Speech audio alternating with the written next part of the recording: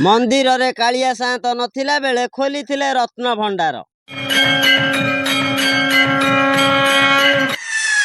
अलंकार गणति बेले सिंधुकरू बाहरिला एमिति एक जिनिस मणि भली चकचक करुची। एहाकू देखि समस्ते आश्चर्य।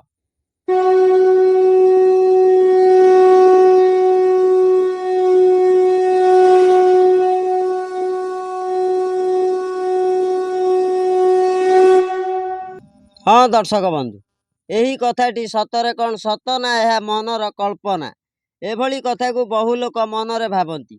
हेले एठी कथा उठुची सेवायतक कहवा अनुसार बहु वर्ष पूर्वे रत्न भंडार रे सप्तफेणी नागर गर्जन शुभे। हेले कुआडे गला सप्तफेणी नाग।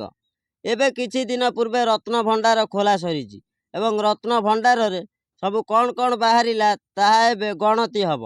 गणति पर सरकार घोषणा करिवे एवं तार लिस्ट लोकलोचन को आणिबे। दर्शक बंधु, जेतोटी सिंधुक अछि सबु सिंधुक रे सोना रूपा हिला मोती माणिक एभली बहु अलंकार रहिची। हेले आपण भाबुथिबे साप तो बाहरिला नाही, हेले नागमणि केहुंटू आसिला? हाँ आज्ञा, भीतर रत्न भंडार जेउ दिन खोला जाइथिला सेई दिन गोटे साप बाहरी थिला। हेले से की साप ताकू चिन्हि पारिले नाही सुरक्षा कर्मी। से बाहर को आपे बाहरी आसिला। हेले तापरे से कुआडे गला ताकू खोजी पाइले नाही। यह भगवानक गोटे लीला।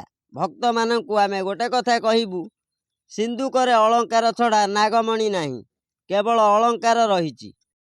यह मनर एक कल्पना। हाँ दर्शक बंधु, आमे जदि कहिबा रत्न भंडार रे जेते भी कोठरी अछि से सब को खोला जिबाटा एते सहज नुहे। कारण माटी तले रहिची सुडंग, सुडंग भितरे रहिची कोठरी।